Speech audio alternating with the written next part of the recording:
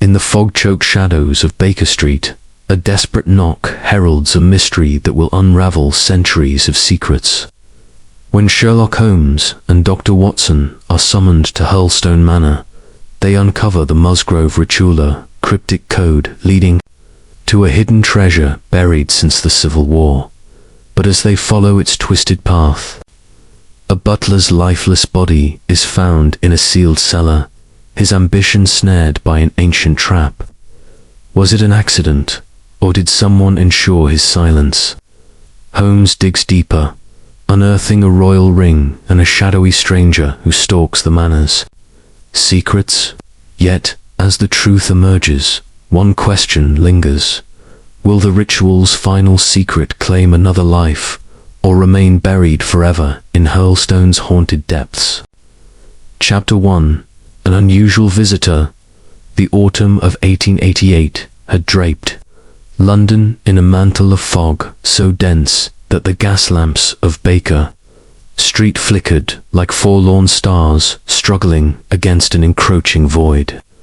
I sat in our familiar lodgings, the air heavy with the acrid temps of Sherlock Holmes's latest chemical experiment of volatile concoction, emitting a faint green vapor that curled lazily from a retort on the deal table. Holmes himself was a study in concentration, his lean frame bent over the apparatus, his eyes narrowed with that peculiar intensity which betokened a mind wholly absorbed.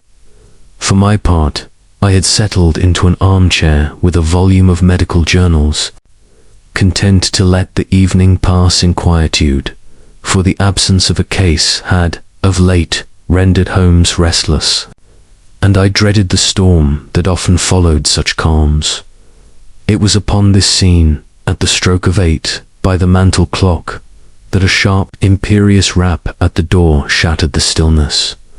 Mrs. Hudson's measured tread ascended the stairs, and a moment later she announced a visitor. "Mr. Reginald Musgrave, sir," she said, her tone betraying a hint of curiosity. For visitors at such an hour were rare. Holmes's head snapped up, his eyes gleaming with sudden interest. "Musgrave," he exclaimed, pushing aside his retort, with a carelessness that made me wince, for the green vapor hissed ominously. "Show him in, Mrs. Hudson, and pray, do it quickly." The man who entered was tall, with the bearing of an aristocrat, his features finely chiseled, yet marked by an unmistakable pallor that spoke of sleepless nights or some pressing anxiety. His attire, a well-tailored frock coat and silk cravat, proclaimed wealth, but his eyes, restless and shadowed, told a different tale. I recognized him vaguely from Holmes's reminiscences of his university days at Oxford, where Musgrave had been a figure of some note. A man of lineage and learning, though not, I gathered, one of Holmes's intimates. Holmes, Musgrave, began dispensing with formalities as he sank into the chair I offered. "I am in dire need of your singular abilities. A matter has arisen at Hurlstone, my family estate in Sussex, which defies all rational explanation, and I fear it portends some calamity."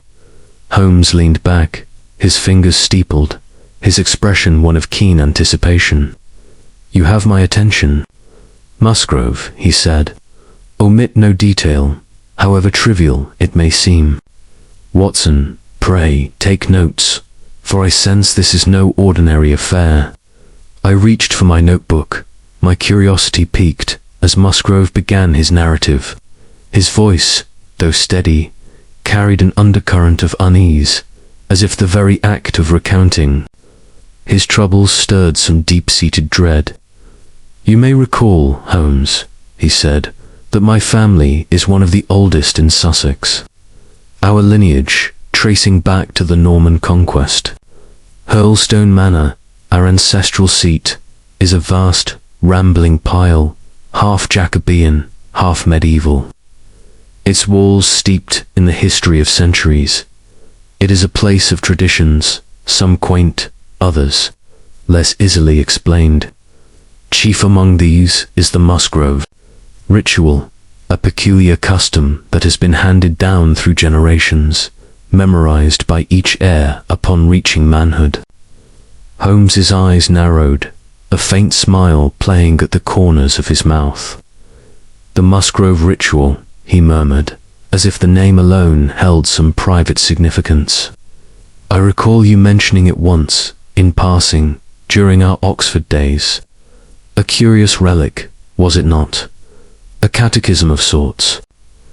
Precisely, Musgrave replied, his fingers tightening on the arm of his chair. It is a series of questions and answers, cryptic and seemingly nonsensical, committed to memory by every Musgrave heir. My father taught it to me when I was 18, as his father did to him, and so on, back to a time when the ink on the parchment was fresh. I had always regarded it as a harmless eccentricity, a nod to the superstitions of our forebears. But now I am not so certain. He paused, drawing a deep breath, and I noted the faint tremor in his hand as he adjusted his cravat. 3 days ago, he continued, an incident occurred that has shaken me to my core. My butler, Richard Brunton, a man of considerable intellect and long service, was discovered in the library at midnight, poring over the family papers, specifically the document containing the ritual. I confronted him, demanding an explanation for his impertinence. For the ritual is a private matter, not to be shared with servants. He claimed it was mere curiosity, a scholar's interest in antiquities, but his eyes betrayed a deeper intent, a kind of feverish excitement I could not fathom. I dismissed him on the spot, intending to send him packing the next morning. But by dawn, he was gone, vanished without a trace, taking nothing but the clothes on his back. Holmes's gaze sharpened, his body tensing like a hound scenting a trail. Vanished, you say? No note, no indication of his destination? None, Musgrave replied. His room was untouched, his belongings left behind. The household was in an uproar, for Brunton was well liked, despite his occasional arrogance. But there is more. Rachel Howells, one of our housemaids and Brunton's former fiancé, has been in a state of near hysteria since his disappearance. She claims to have seen him on the estate grounds, near the old elm, the night he vanished. She swears he was pacing beneath it, muttering to himself, as if possessed. I would dismiss her tale as the ravings of a jilted lover, for she is Welsh and prone to flights of fancy, but her fear was so palpable that I cannot entirely discount it. Holmes leaned forward, his eyes alight with that peculiar fire that signaled the stirring of his intellect. This elm, he said, is it the same mentioned in the ritual? I seem to recall some reference to it in your description years ago. Musgrave nodded, his expression darkening. It is. The ritual speaks of an oak and an elm, though to what purpose, I cannot say. I have always assumed it was mere poetic flourish, but Brunton's behavior and, now, his disappearance suggests otherwise. I am at a loss, Holmes. Is this a case of theft, madness, or something darker? I implore you to come to Hurlstone and unravel this mystery before it consumes my peace entirely. Holmes was silent for a moment, his fingers drumming lightly on the arm of his chair. I knew that rhythm well. It was the prelude to action, the sign that his mind was already racing ahead, piecing together fragments of a puzzle yet unseen. Describe Brunton, he said at length, his character, his habits, his history with your family. Musgrave complied, painting a vivid portrait of the missing butler. Richard Brunton was a man of 40, tall and wiry, with a scholar's stoop and a mind sharpened by an education uncommon for his station. He had come to Hurlstone a decade earlier, recommended by a distant cousin of the Musgraves, and had quickly proven himself indispensable. Fluent in French and Latin, with a talent for music, he played the violin with a haunting skill. He was a man of refinement, yet there was a restlessness about him, a tendency to probe into matters beyond his purview. He was always asking questions, Musgrave said, about the history of the manor, the origins of our traditions. I thought it harmless curiosity, the mark of an inquiring mind. But now, I wonder if it was something more calculated. And Rachel Howells, Holmes pressed. What of her? She is young, perhaps 25, with a fiery temperament, Musgrave replied. She and Brunton were engaged for a time, but he broke it off last year, claiming he wished to remain unencumbered. She took it badly, though she continued. Her duties. Since his disappearance, she has been inconsolable, alternating between tears and rages. I fear she may know more than she admits, but I cannot bring myself to press her too harshly. Holmes rose abruptly, his movements brisk and purposeful. We shall take the morning train to Sussex, he declared, glancing at me. Watson, pack for a day or two. This ritual of Musgrave's is no mere family quirk, it is a cipher, a key to something hidden, and I suspect Brunton's disappearance is but the first thread in a tangled skein. Musgrave, return to Hurlstone and ensure nothing is disturbed, particularly in the library and Brunton's quarters. We shall join you by noon tomorrow. Musgrave's face softened with relief, though the shadow of worry lingered. I cannot thank you enough, Holmes, he said, rising to clasp his hand. Your presence will be a balm to my nerves. As the door closed behind him, Holmes turned to me, his eyes gleaming with anticipation. What do you make of it, Watson? He asked, resuming his seat and lighting his pipe with a flourish. I considered the tale, my mind sifting through the details. It is a curious business, I said. This ritual sounds like a relic of some ancient pact, perhaps a safeguard for a family secret. Brunton's interest in it suggests he uncovered something of value, perhaps treasure, perhaps not. His disappearance could be flight, foul play, or even accident. Holmes chuckled, a low, dry sound. You are improving, Watson, but you cast your net too wide. The ritual is indeed a cipher, but its purpose is not yet clear. Brunton's intellect makes him a dangerous variable he sought to exploit. What he found, or someone else, sought to silence him. As for Rachel Howells, her role is murky, but her emotional state suggests complicity or guilt. We shall see what Hurlstone reveals. He rose again, pacing the room with that restless energy that always preceded a case. The Musgrave Ritual, he murmured, almost to himself. A sequence of steps, a reference to trees, a vow of trust. It is a map, Watson, a guide to something buried literally or figuratively. And Brunton, poor fool, may have followed it to his doom. The fog pressed against the windows, a silent witness to our preparations. I felt a familiar thrill, the stir of adventure that Holmes's presence always kindled. As I retired to pack, I could not shake the sense that we were about to plunge into a mystery as old as the stones of Hurlstone itself. A mystery that held secrets both perilous and profound. The following morning we caught the early train from Paddington, the countryside unfolding in a blur of russet and gold as we sped toward Sussex. Holmes was silent for much of the journey, his eyes fixed on some invisible horizon, his mind no doubt dissecting the ritual's cryptic verses. I, too, pondered the words Musgrave had recited, though they seemed to me little more than a riddle. Wrapped in tradition, whose was it?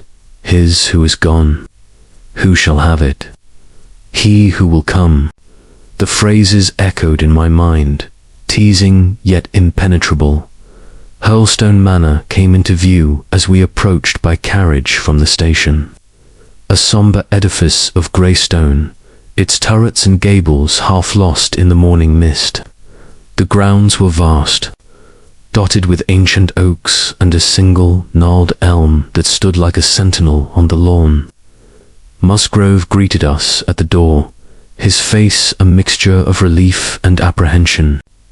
"You are punctual, Holmes," he said, leading us into a hall lined with portraits of stern-faced Musgraves, their eyes seeming to follow us as we passed. The library, where Brunton had been discovered, was a cavernous room, its shelves groaning under the weight of centuries-old tomes. A heavy oak table dominated the center, and it was here, Musgrave explained, that he had found Brunton with the ritual in hand. Holmes examined the room with his usual meticulousness, his fingers tracing the spines of books, his eyes scanning the floor for any trace of disturbance. "The ritual," he said at length. "Where is it kept?" Musgrave led us to a small iron-bound box on a high shelf, unlocking it to reveal a single sheet of parchment, yellowed with age. The words were written in a precise, flowing script, and Holmes read them aloud, his voice low and deliberate. "Whose was it? His who is gone. Who shall have it? He who will come. Where was the sun? Over the oak, where was the shadow? Under the elm, how was it stepped? North by 10 and by 10, east by 5 and by 5, south by 2 and by 2, west by 1 and by 1, and so under dot. What shall we give for it? All that is ours. Why should we give it? For the sake of the trust." He folded the parchment carefully, his expression unreadable. "This is no mere family tradition," he said. "It is a set of instructions, a guide to something hidden. Perhaps treasure, perhaps something more esoteric. Brunton, with his scholar's mind, must have seen its potential. But to what end?" We proceeded to Brunton's quarters, a modest room in the servants' wing. His belongings were as Musgrave had described and touched, as if he had simply stepped out for a moment. A violin rested in its case. A stack of books on linguistics and history lay on a table, and a single photograph of a young woman, presumably Rachel Howells, stood on the mantel. Holmes examined each item with care, his silence more eloquent than words. The grounds were our next destination, and we paused at the great elm, its twisted branches casting a long shadow across the lawn. Holmes paced the area, muttering to himself, his eyes darting between the tree and the distant oak. "The sun over the oak, the shadow under the elm," he said, producing a small compass from his pocket. "We shall need precise measurements. Watson, this ritual is a map, and we are standing at its heart." As the day waned, we returned to the manor, where Musgrave had prepared rooms for us. Holmes was restless, his mind clearly preoccupied with the ritual's cryptic verses. "Tomorrow," he said, as we sat by the fire in the great hall, "we shall follow the steps precisely. North by 10 and by 10, east by 5 and by 5. There is a pattern here, a logic that Brunton divined, and I mean to uncover it." I retired that night with a sense of foreboding, the weight of Hurlstone's ancient stones pressing upon me. The ritual, with its archaic cadence, seemed to whisper of secrets long buried, and I wondered what price we would pay to unearth them. As I drifted into sleep, I could hear Holmes pacing in the next room, his mind a restless engine, driving us ever closer to the truth. Chapter 2. The Musgrave Ritual. The morning after our arrival at Hurlstone Manor broke with a chill that seeped through the ancient stone walls, as if the house itself resented the intrusion of daylight. I awoke to find Sherlock Holmes already dressed, standing by the window of our guest chamber, his silhouette sharp against the pale mist that clung to the Sussex countryside. His eyes were fixed on the great elm in the distance, its gnarled branches stark against the grey sky, and I knew his mind was already dissecting the enigma that had brought us here. "Come, Watson," he said without turning. "We have work to do. The Musgrave Ritual awaits our scrutiny." We descended to the great hall, where Reginald Musgrave joined us, his face drawn but resolute. The weight of his family's legacy, coupled with the mystery of Brunton's disappearance, seemed to age him beyond his years. Over a breakfast of cold meats and strong coffee, he recounted the history of the ritual in greater detail, his voice low, as if fearful of being overheard by the portraits that lined the walls. "The Musgrave Ritual," he began, "is a tradition, so ancient that its origins are lost to time. My father believed it dated to the reign of Charles I, though some family lore suggests it is older still, perhaps tied to the Wars of the Roses. It is a catechism, a series of questions and answers that every Musgrave heir must commit to memory upon reaching manhood. I learned it at 18, reciting it to my father in this very hall, as he did to his father before him. It is a solemn duty, though I confess I never understood its purpose. To me, it was a quaint relic, a piece of family theatre preserved, out of respect for tradition." Holmes, who had been listening with his characteristic intensity, interrupted. "Recite it for me, Musgrave, exactly as you learned it. Every word, every pause." Musgrave nodded, closing his eyes as if to summon the memory. His voice took on a rhythmic cadence, as though intoning a sacred text. "Whose was it? His who is gone. Who shall have it? He who will come. Where was the sun? Over the oak, where was the shadow? Under the elm, how was it stepped? North by 10 and by 10, east by 5 and by 5, south by 2 and by 2, west by 1 and by 1, and so under dot. What shall we give for it? All that is ours. Why should we give it?" For the sake of the trust, the words hung in the air, heavy with an indefinable weight. I felt a shiver, not from the cold, but from the sense that we were peering into a past that guarded its secrets jealously. Holmes's eyes gleamed, his fingers tapping a silent rhythm on the table. "A curious litany," he murmured. "It is no mere ritual, Musgrave. It is a cipher, a set of instructions, veiled in the guise of tradition. The references to the oak and elm, the precise measurements, these are not poetic flourishes, but a map to something tangible." Musgrave frowned, his brow furrowing. "A map? To what end? The ritual has been recited for centuries, yet no Musgrave has ever spoken of treasure or hidden knowledge. If it points to something, why has it remained undiscovered?" Holmes's smile was thin, almost predatory. "Because, my dear Musgrave, the ritual requires more than rote memorization. It demands a mind capable of seeing beyond the woods, a mind like Brunton's, perhaps. Tell me more of this butler. You mentioned his intellect, his curiosity. What was his demeanor in the weeks before his disappearance?" Musgrave leaned back, his gaze drifting to the fire that crackled in the hearth. "Brunton was always an unusual servant," he said. "He came to us 10 years ago, recommended by a cousin who knew him from Cambridge, where he had studied briefly before financial ruin forced him into service. He was fluent in several languages, French, Latin, even a smattering of Greek, and played the violin with a skill that could have earned him a place in a concert hall. But there was a restlessness about him, a hunger for knowledge that sometimes bordered on insolence. He would ask questions about the manor's history, the origins of our customs, the meaning of obscure carvings in the chapel. I indulged him, thinking it harmless, but now I wonder if he was searching for something specific. Holmes nodded, his eyes narrowing. And the ritual, when did you first notice his interest in it? About a month ago, Musgrave replied. I caught him in the library one evening, leafing through an old family chronicle. He apologized, claiming he was researching the history of the manor for his own amusement.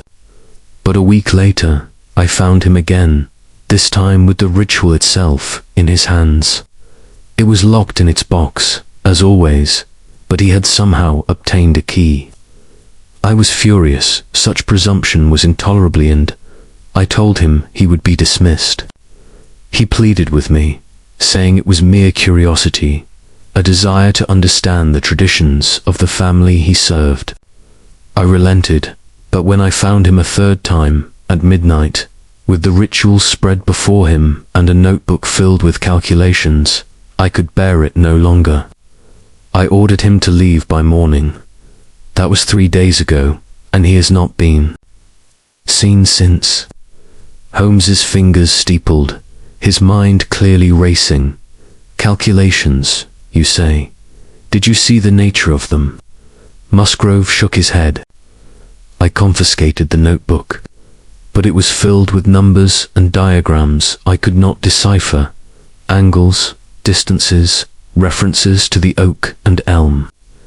I assumed it was some scholarly obsession, but now I fear it was something more.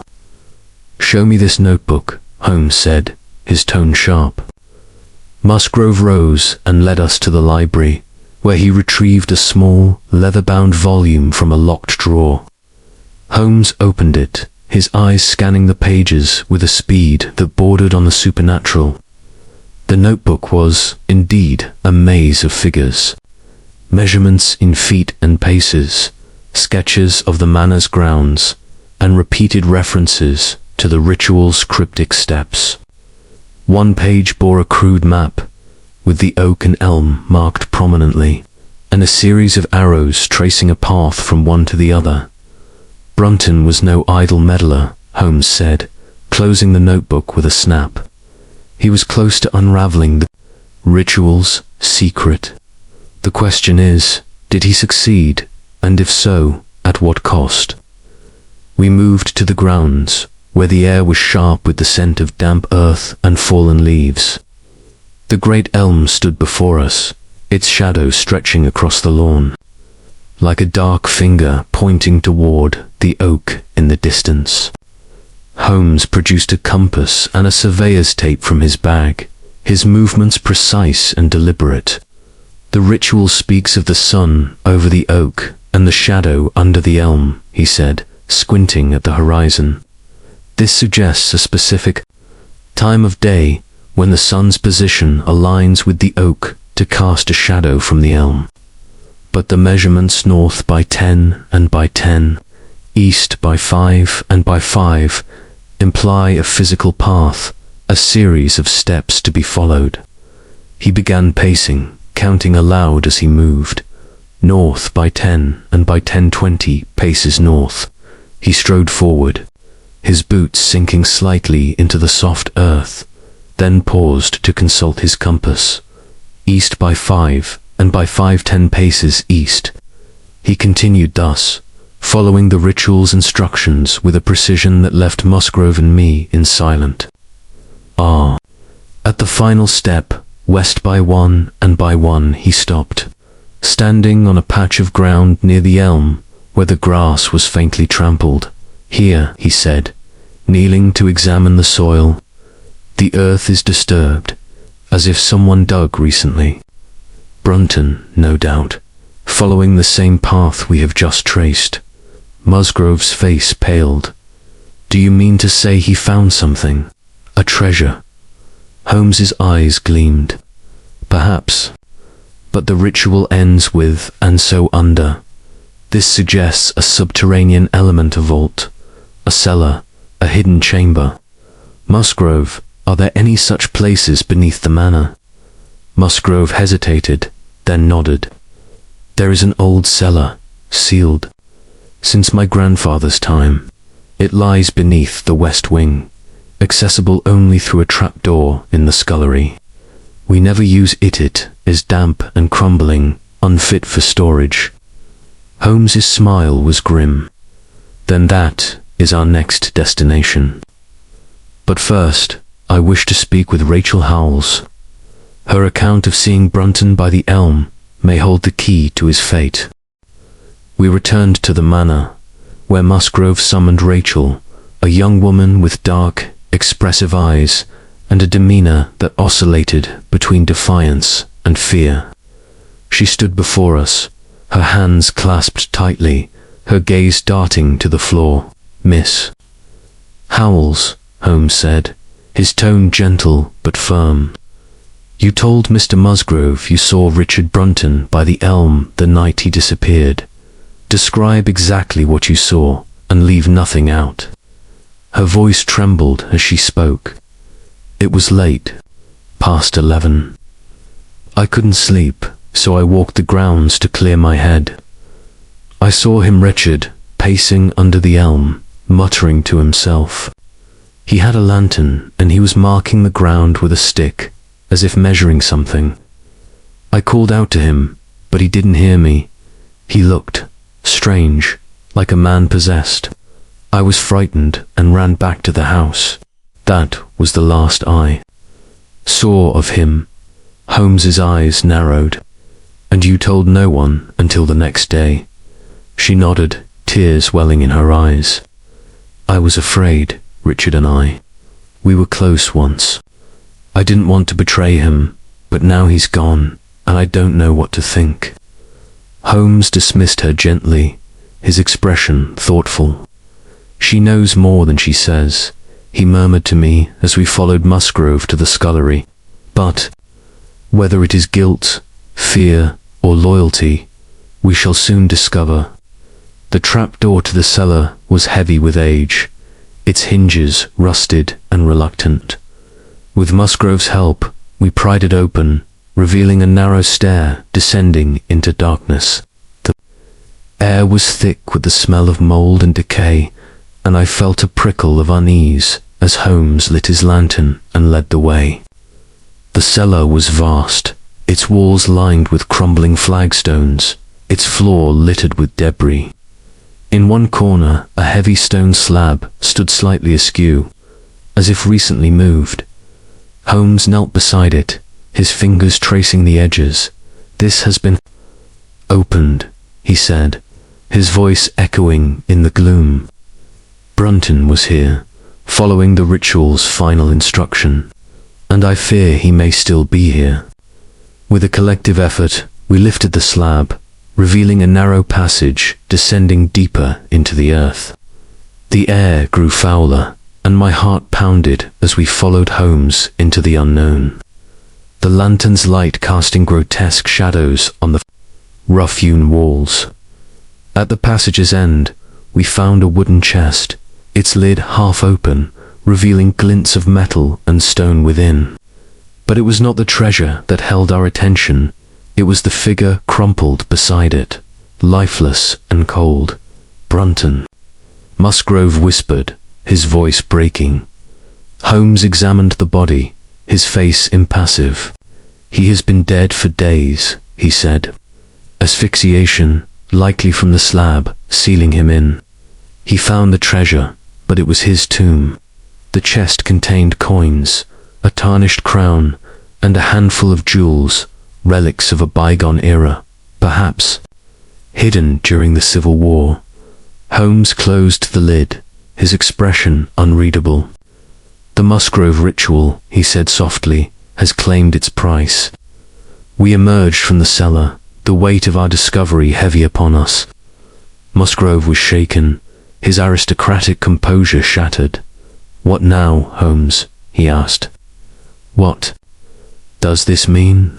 "It means," Holmes replied, "that the ritual is a guardian of secrets, and Brunton paid for his curiosity with his life. But there are still questions unanswered. Howells's role, for one. We shall speak with her again tomorrow. For now, let us secure this place and ensure no one else meets Brunton's fate." As we retired to our rooms, The manor seemed too close in around us, its ancient walls whispering of secrets yet to be uncovered. I lay awake, the ritual's words echoing in my mind. A riddle that had led one man to his doom and promised to lead us deeper into the shadows of Hurlstone's past. Chapter 3. The disappearance of Brunton. The discovery of Richard Brunton's body in the hidden chamber beneath Hurlstone Manor cast a pall over the household, as if the ancient stones themselves mourned the tragedy that had unfolded within. Their embrace, the morning following our grim find, dawned with a sky so leaden that it seemed to press down upon the estate, mirroring the weight of dread that hung over us all. Sherlock Holmes, however, was undeterred by the somber mood. His mind, ever restless, had already turned from the horror of the cellar to the puzzle it represented. And as we gathered in the great hall, his eyes gleamed with the fire of intellectual pursuit. Reginald Musgrave, though visibly shaken, maintained a semblance of his aristocratic composure, his hands steady as he poured tea from a silver pot. "Holmes," he said, his voice low but firm, "what are we to make of this? Brunton's death, the treasure. The ritual is all too fantastical, like some tale from a gothic novel. Yet here we are, confronted with a reality I cannot fully grasp." Holmes, seated by the fire, his long fingers wrapped around a cup he had scarcely touched, fixed Musgrave with a penetrating gaze. "Reality, my dear Musgrave, is often more fantastical than fiction, particularly when it concerns the secrets of old families. Brunton's death is no isolated tragedy, is the culmination of a chain of events set in motion by his own curiosity and, I suspect, by forces yet to be uncovered. We must retrace his steps, not merely in the physical sense, but in the labyrinth of his mind. What drove him to decipher the ritual? And who, if anyone, aided or opposed him? I set my notebook before me, ready to record the day's proceedings, for I knew Holmes's methods required precision in documentation. The ritual, I ventured, seems to have been Brunton's obsession. But why? Was it merely the promise of treasure, or was there some deeper motive? Holmes's lips curved into a faint, approving smile. "An excellent question, Watson. Brunton was no ordinary butler. His education, his intellect, his restless ambition all suggest a man who chafed at the constraints of his station. The ritual offered him a key, not just to wealth, but to power, perhaps even to a legacy that could elevate him beyond servitude. But let us not speculate unduly. Musgrave, tell me everything you know of Brunton's behavior in the days leading up to his dismissal. Leave no detail, however trivial, unmentioned." Musgrave leaned back, his eyes drifting to the high windows where the grey light filtered through ancient leaded panes. "Brunton was always a man apart," he began. "He came to Hurlstone with impeccable references, but there was a quality about him, an intensity, a watchfulness that set him apart from the other servants. He was meticulous in his duties, overseeing the household with a precision that bordered on the obsessive. Yet in recent months, I noticed a change. He grew distracted, often staring out at the grounds, particularly toward the elm. He would linger in the library after his tasks were done, claiming he was cataloguing books, though I suspect now he was studying the family papers." Holmes nodded, his fingers tapping a silent rhythm on the arm of his chair. "And his interactions with the other servants, Rachel Howells, in particular." Musgrave's expression darkened. "Rachel was his shadow, at least until their engagement ended. She is a passionate creature, quick to anger and quicker to love. Brunton's decision to break with her last year left her bitter, though she never spoke of it openly. In the weeks before his disappearance, I noticed them speaking in hushed tones, often near the servants' quarters or in the garden. I thought little of it at the time. Servants' gossip, I assumed, but now I wonder if she was privy to his plans. Holmes's eyes narrowed. We shall return to Miss Howells presently, but first, let us consider Brunton's final hours. You said he was dismissed after being found with the ritual at midnight. What was his demeanor then? He was defiant, Musgrave replied, a note of indignation creeping into his voice. He did not deny his actions, but nor did he beg forgiveness. He spoke of the ritual as if it were a puzzle he was entitled to solve, saying it was a matter of history, not property. I was incensed. His presumption was intolerably, and I told him to leave by dawn. He left the library without another word, and that was the last I saw of him. Holmes rose, his movements swift and purposeful. Then we must reconstruct his movements from that moment. Watson, Musgrave, let us visit his quarters again. There may be clues we overlooked in our initial inspection. We made our way to the servants' wing, a narrow corridor lined with plain wooden doors. Brunton's room was as we had left it, its Spartan furnishings untouched, a narrow bed, a small table piled with books, a violin in its case, and the photograph of Rachel Howells on the mantel. Holmes moved with the precision of a bloodhound, his eyes scanning every surface. He opened the wardrobe, finding only a few neatly pressed uniforms, then turned to the table, where the stack of books caught his attention. These are not the reading of a typical butler, he remarked, leafing through volumes on heraldry, Sussex history, and Euclidean geometry. One book, a treatise on navigation, was bookmarked with a scrap of paper bearing a single word. Elm. Holmes held it up, his expression inscrutable. Brunton was no mere dilettante. He was building a framework to decode the ritual, piece by piece. He then examined the floor, dropping to his knees to peer beneath the bed. His fingers brushed against something, and he emerged with a small folded map, hand-drawn and marked with annotations. It depicted the manor grounds, with the oak and elm prominently circled, and a series of lines radiating from the elm in precise increments. This, Holmes said, spreading the map on the table, is the work of a man who believed he was on the cusp of discovery. These lines correspond to the ritual's steps: north by 10 and by 10, east by 5 and by 5. But note the sun at noon, shadow length 12 feet. He was calculating the precise moment when the ritual's conditions would align. Musgrave stared at the map, his face pale. You mean he was planning to follow the ritual's path? To what end? To the treasure, or whatever the ritual conceals, Holmes replied. But his calculations were incomplete. The final step, and so under, suggests a hidden entrance, one he found but could not escape. We must examine the grounds again, particularly the elm, and then the cellar where we found him. We ventured outside, the air sharp with the promise of rain. The great elm loomed before us, its shadow now shorter as the sun climbed toward its zenith.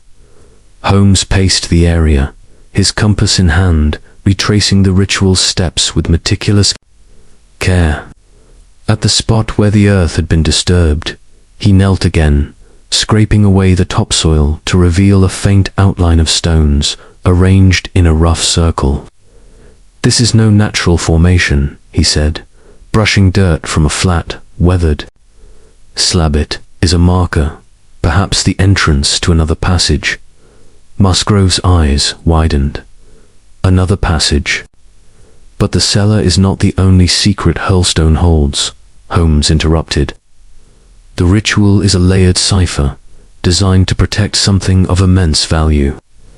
Brunton found one part of it, the chest in the cellar, but I suspect there is more. We must proceed with caution, for if Brunton's fate is any indication, the ritual guards its secrets jealously. We returned to the manor to prepare for another descent into the cellar, but Holmes paused at the scullery, his attention drawn to a small, locked cupboard. "Musgrave," he said, "what is kept here?" "Odds and ends," Musgrave replied. "Old keys, tools, things the servants use." Holmes picked the lock with a deftness that never ceased to amaze me, revealing a jumble of rusted implement sand, a small leather-bound journal tucked behind them.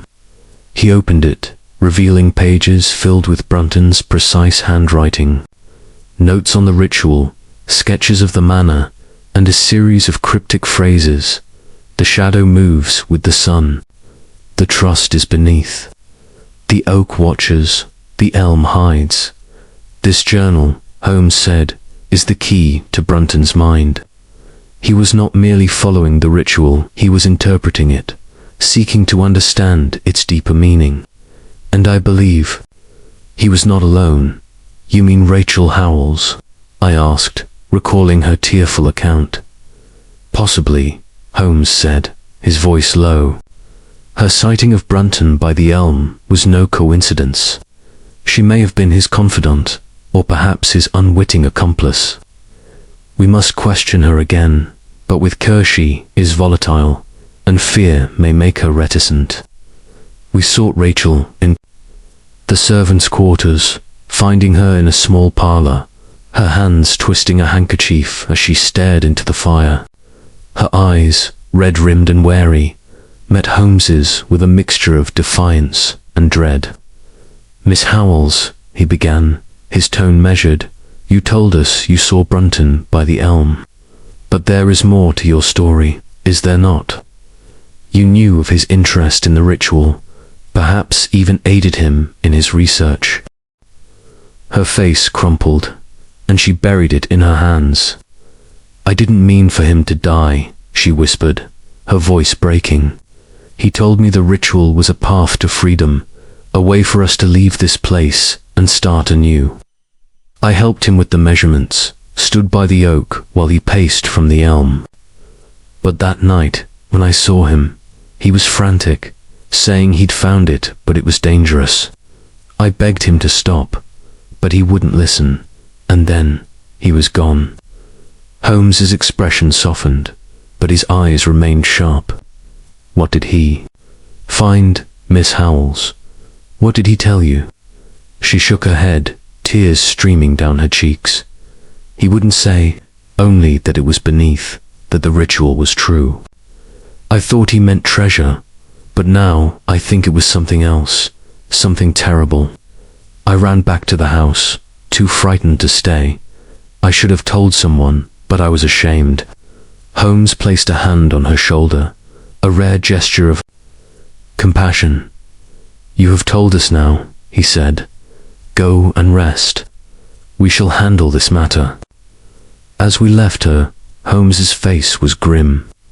"She is telling the truth, but not all of it," he said. "Brunton shared enough to draw her in, but not enough to endanger her or perhaps himself. The journal and the maps suggest he was close to a breakthrough, but the ritual's final secret eluded him, and it cost him his life." We returned to the cellar, the memory of Brunton's body still vivid in my mind. Holmes examined the stone slab again, noting its weight and the mechanism that had trapped Brunton. "This was no accident," he said. "The slab is designed to close behind the unwary, a safeguard to protect whatever lies below. But I suspect there is another entrance, one Brunton did not find, one the ritual conceals."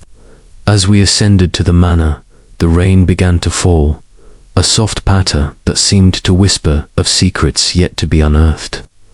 Holmes was silent, his mind a whirl of calculations and theories. "The disappearance of Brunton," he said at last, "is but the beginning. The ritual points to something greater, something that has lain hidden for centuries. Tomorrow we shall follow its path to the end, and I wager we shall find more than treasure in the shadows of Hurlstone. I nodded, my heart heavy with the weight of what we had seen. The Musgrave Ritual, with its archaic cadence, was no mere family tradition. It was a sentinel, guarding a secret that had claimed one life and threatened to claim more. As we retired for the night, the manor's walls seemed to close in, their silence louder than any sound, and I wondered what further mysteries awaited us in the depths of Hurlstone's past. Chapter 4. To Hurlstone. The journey to Hurlstone Manor began under a sky bruised with the promise of rain, the air sharp with the tang of autumn as our train rattled through the rolling hills of Sussex. Sherlock Holmes sat opposite me in the compartment, his lean frame silhouetted against the window, his eyes fixed on the fleeting landscape with an intensity that belied the calm of his posture. His silence was not the idle quiet of a man at rest, but the coiled stillness of a mind racing through a labyrinth of possibilities. I, too, was preoccupied, my thoughts tangled with the grim image of Richard Brunton's body and the cryptic verses of the Musgrave Ritual, which seemed to pulse with a life of their own.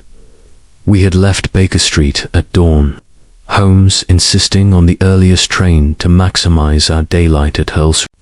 Reginald Musgrave's urgent summons had set the stage for a mystery that promised to be as intricate as any we had faced, and I could sense Holmes's anticipation like a hound straining at the leash. My notebook, already filled with the details of Musgrave's account and Brunton's fate, lay open on my lap, though I found it difficult to add to it. So absorbed was I by the weight of what lay ahead.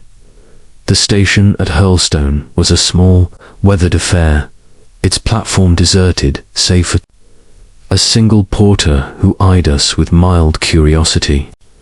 A carriage awaited us, sent by Musgrave, its driver a taciturn man whose weathered face suggested a lifetime spent in the shadow of the manor. As we jolted along the winding lanes, the countryside unfolded in a tapestry of gold and russet, the fields punctuated by ancient oaks that stood like silent sentinels. In the distance, the great elm loomed, its gnarled silhouette a stark reminder of the ritual's cryptic clues. Hurlstone Manor came into view as we crested a rise, a sprawling edifice of grey stone that seemed to grow from the earth itself. Its Jacobean gables and mullioned windows lent it an air of sombre grandeur, but there was a brooding quality to the place, as if it guarded secrets older than the trees that surrounded it. The carriage drew to a halt before the great oak door, and Musgrave himself emerged to greet us, his face a mask of relief tinged with anxiety. "Holmes, Watson," he said, clasping our hands in turn. "I cannot express my gratitude for your coming so swiftly.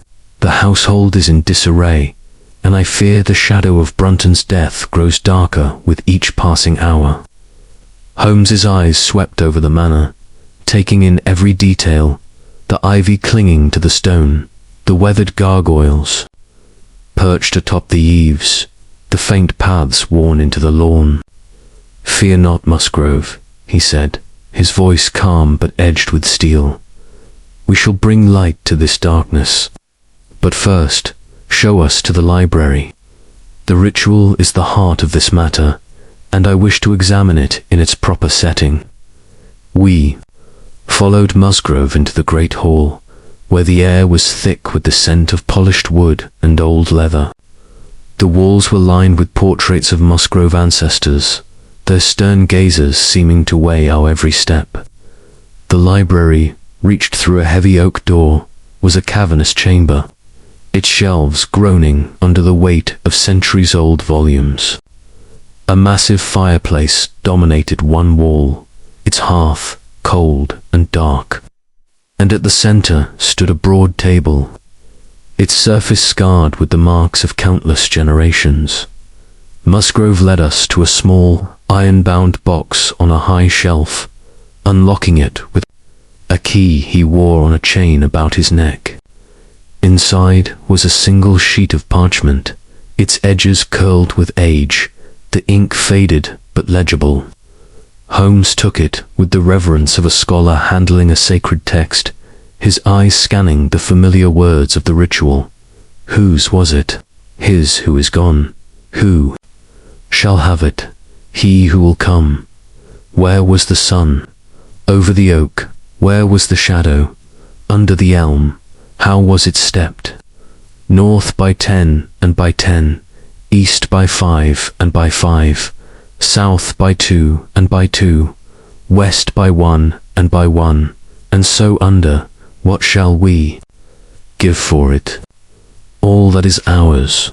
Why should we give it? For the sake of the trust. He read it aloud, his voice low and deliberate, as if testing the weight of each syllable. This is no mere family heirloom, he said, folding the parchment carefully. It is a cipher, a set of instructions designed to conceal as much as it reveals. The oak and elm are fixed points, the measurements a path, and the final phrase, and so under, points to a hidden place. Brunton understood this, and it led him to his doom. Musgrove's face was pale, his hands clasped tightly before him. But what could it hide? He asked. The treasure we found with Brunton was modest coins, a crown, a few jewels. Surely no man would risk his life for such a paltry prize. Holmes's smile was enigmatic. The treasure is but a piece of the puzzle, Musgrave. The ritual's true purpose may lie beyond mere wealth. We must explore the grounds, particularly the elm, and revisit the cellar where Brunton met his end. There are layers to this mystery we have yet to uncover. We stepped out into the grounds, the air damp and heavy with the scent of approaching rain. The great elm stood like a monolith, its shadow stretching across the lawn, a silent echo of the ritual's words. Holmes produced his compass and surveyor's tape, his movements precise as he retraced the path he had followed the previous day. North by 10 and by 10, he muttered, pacing 20 steps from the elm, his boots sinking into the soft earth. East by 5 and by 5, south by 2 and by 2, west by 1 and by 1. We arrived at the same spot where the earth had been disturbed, the faint outline of stone still visible beneath the grass. Holmes knelt, his fingers probing the soil, and I noticed a slight irregularity, a patch where the ground seemed to sag, as if hollow beneath. This is significant, he said, his voice low. The ritual's path ends here, but the stones suggest another entrance, one Brunton may have missed. Musgrave, standing a few paces away, looked uneasy. Another entrance, to where? The cellar was sealed, save for the slab we found. Holmes rose, brushing dirt from his hands. The cellar is but one part of Hurlstone's secrets. The manor is old. Musgrave's foundations may conceal passages, forgotten even by your family. We must investigate further, but first I wish to see the oak. We crossed the lawn to the great oak, its branches spreading like a canopy over the grounds. Holmes circled it, his eyes scanning the trunk and the earth at its base.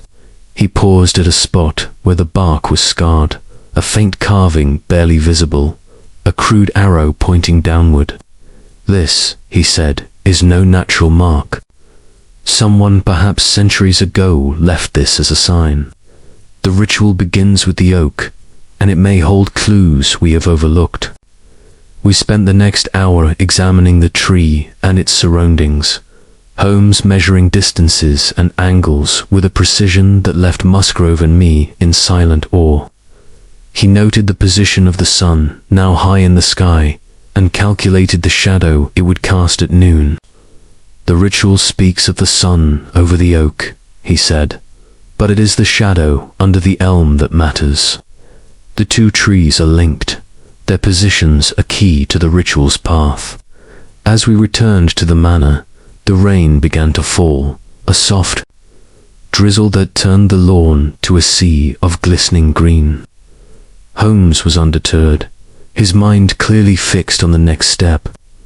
"We must revisit the cellar," he said, but with fresh eyes. Brunton's journal and map suggest he found something more than the chests, something that required precise timing and knowledge. And I suspect Rachel Howells knows more than she has revealed. We found Rachel in the kitchen, peeling potatoes, with a mechanical precision that belied the turmoil in her eyes. Holmes approached her gently, his voice soft but insistent. "Miss Howells," he said, "you told us Brunton was frantic the night he disappeared. Did he speak of the oak, or of anything hidden beneath it?" Her hands stilled, and she looked up, her face pale. "He said the oak was the start," she whispered. "He kept muttering about the sun and the shadow, how they pointed the way. I didn't understand, but he was so sure, so desperate. He said it wasn't just gold, it was power, something that could change everything." Holmes's eyes gleamed. "Power," he repeated. An intriguing word. Did he mention anyone else? A confederate, perhaps? She shook her head, tears welling. "No, he was alone that night. But he was afraid of being followed. I thought he was mad, but now I think he was right." Holmes dismissed her with a nod, his expression thoughtful. "She is a piece of the puzzle," he said to me as we made our way to the cellar. "Her fear is genuine, but her silence suggests loyalty or complicity. We shall see." The cellar was as we had left it, the stone slab now propped open to prevent another tragedy. Holmes examined the passage again, his lantern casting long shadows on the damp walls. He paused at the chest, running his fingers over its surface, then turned to the surrounding stonework. "There is more here," he said, tapping a section of the wall that sounded faintly hollow. "The ritual's path does not end with the chest. There is another chamber, or perhaps a tunnel, leading elsewhere." We spent the remainder of the afternoon probing the cellar, but the walls yielded no further secrets. As dusk fell, we returned to the great hall, where Musgrave awaited us, his anxiety palpable. "Have you found anything?" he asked, his voice tight. "Clues," Holmes replied, "but not answers. The ritual is a map, Musgrave, and we are only beginning to chart its course. Tomorrow, we shall explore the oak further and question the other servants. Someone in this household knows more than they admit, and I intend to find them." As we retired for the night, the rain intensified, drumming against the manor's ancient walls. I lay awake, the ritual's words echoing in my mind, each phrase a thread in a tapestry of secrets. Hurlstone was a place of shadows, and I could not shake the feeling that we were on the verge of uncovering something far greater, and far more dangerous than we had imagined. Chapter 5. Decoding the ritual. The rain that had begun the previous evening had not relented by morning, transforming the grounds of Hurlstone Manor into a quagmire of mud and mist. The manor itself seemed to huddle beneath the deluge, its ancient stones glistening darkly as if reluctant to reveal their secrets. I awoke to find Sherlock Holmes already at work, seated at a small table in our guest chamber, surrounded by a chaos of papers, Brunton's journal, the hand-drawn map, and a fresh sheet covered with his own precise notations. His eyes, bright with the fever of deduction, flicked up as I entered. and he gestured for me to join him. "Good morning, Watson," he said, his voice brisk despite the early hour.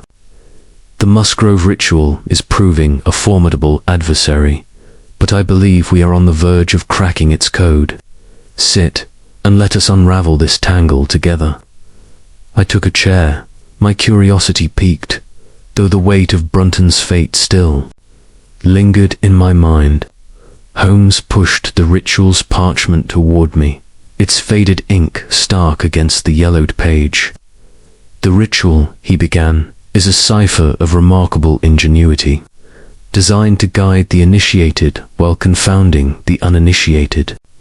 Its language is deliberately archaic, masking its true purpose, a set of precise instructions for locating something hidden. The oak and elm are not mere landmarks, they are the anchors of a geometric puzzle, and the measurements north by 10 and by 10, east by 5 and by 5, form a path that must be followed with exactitude." I nodded, recalling the steps we had traced the previous day. "But the path led us to the disturbed earth near the elm," I said, "and Brunton found the chest in the cellar. Is that not the end of it?" Holmes's smile was thin, almost impatient. "The chest was a discovery, Watson, but not the destination. The ritual's final phrase and so under suggests a deeper secret, one Brunton either failed to find or found too late. His journal hints at this. References to the shadow's length and the sun's arc indicate he was calculating the precise moment when the ritual's conditions align. We must replicate his work, but with greater care." He spread Brunton's map across the table, its lines and annotations a testament to the butler's obsessive mind. "Brunton was no fool," Holmes continued, tracing a finger along the sketched path from the elm to the oak. He understood that the ritual's steps are not arbitrary. The measurements 20 paces north, 10 east, for south to west form a spiral, converging on a single point. But the key lies in the timing. The phrase, "Where was the sun?" over the oak implies a specific solar position, likely noon, when the sun is at its zenith and the elm's shadow falls in a predictable direction. I frowned, struggling to follow his logic. But how does that help us? The cellar was beneath the manor, not the elm. Holmes's eyes gleamed. "Precisely, Watson. The cellar was a false lead, or rather, a partial one. The ritual points to a location on the grounds, marked by the elm's shadow, but the true prize lies beneath, perhaps in another chamber, accessible only through a hidden entrance. Brunton found the cellar's chest, but his calculations suggest he was searching for something more." We were interrupted by a soft knock, and Reginald Musgrave entered, his face drawn but resolute. "Holmes," he said, "the household is restless. The servants whisper of curses, and Rachel Howells has taken to her bed, claiming illness. I trust you have made progress." Holmes gestured to the papers. "We are close, Musgrave, but the ritual demands precision. I need a surveyor's chain, a sextant if you have one, and a clear view of the grounds at noon. The rain may complicate matters, but we cannot delay." Musgrave nodded, dispatching a servant to fetch the requested tools. We made our way to the grounds, the rain now a steady drizzle that soaked our coats and turned the lawn into a slick expanse. The great elm loomed before us, its branches swaying in the wind, and Holmes set to work with a fervor I had seldom seen.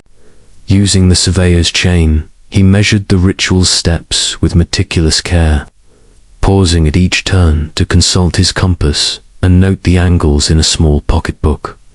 "North by 10 and by 10, he muttered, pacing 20 steps from the elm's base, his boots sinking into the mud. "East by 5 and by 5, south by 2 and by 2, west by one and by one. He stopped at the same spot we had examined before, where the earth was disturbed and the faint outline of stones formed. A rough circle. But this time, he produced a small telescope from his bag, aligning it with the oak in the distance. "The sun is obscured today," he said, "but Brunton's notes mention a shadow length of 12 feet at noon. We must estimate based on his calculations." He knelt, scraping away the mud to reveal the stones more clearly. They were flat, weathered, and arranged with a precision that suggested human hands. "These are not natural," he said, his voice low. "They mark an entrance, or at least a point of significance. But the ritual's final instruction, and so under, implies we must look below." Musgrave, who had been watching in silence, spoke up. "Below, but the cellar is the only subterranean space we know of, and you've seen what it holds." Holmes rose, brushing mud from his hands. "The cellar is but one piece of the puzzle, Musgrave. Hurlstone is ancient, its foundations may conceal passages forgotten by your family.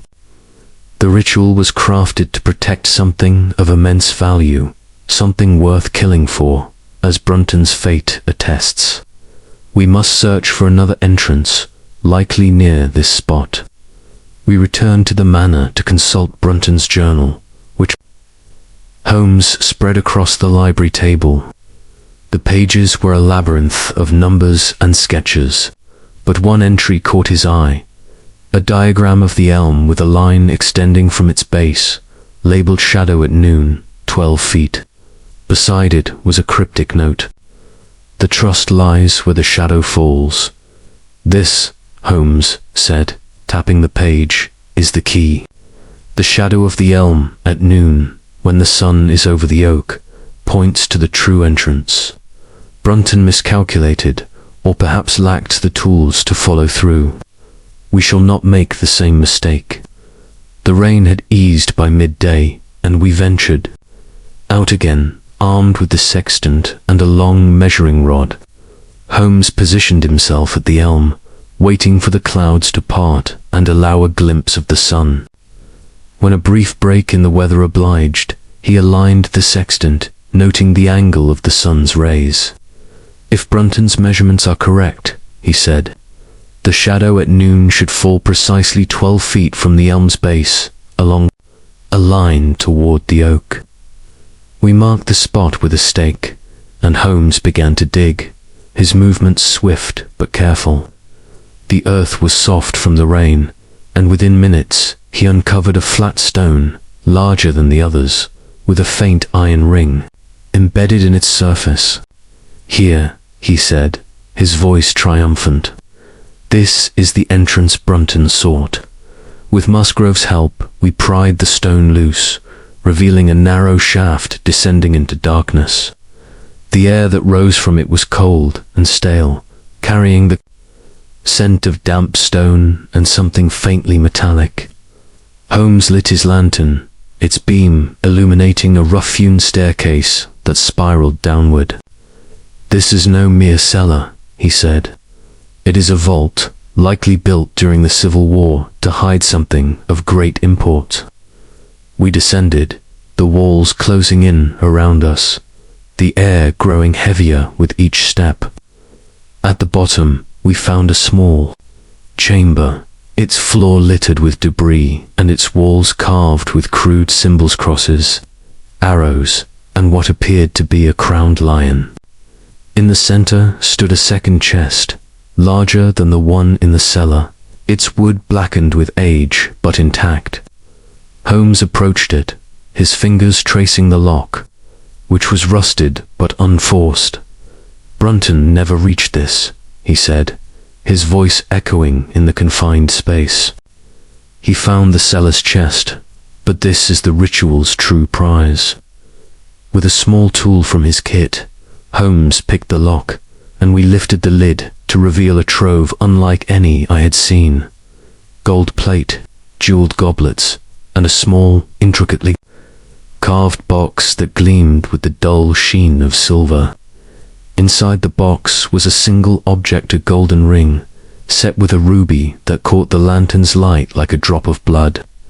Holmes held it up, his expression unreadable. "This," he said, "is no ordinary treasure. The ring bears the crest of a royal house, likely Stuart.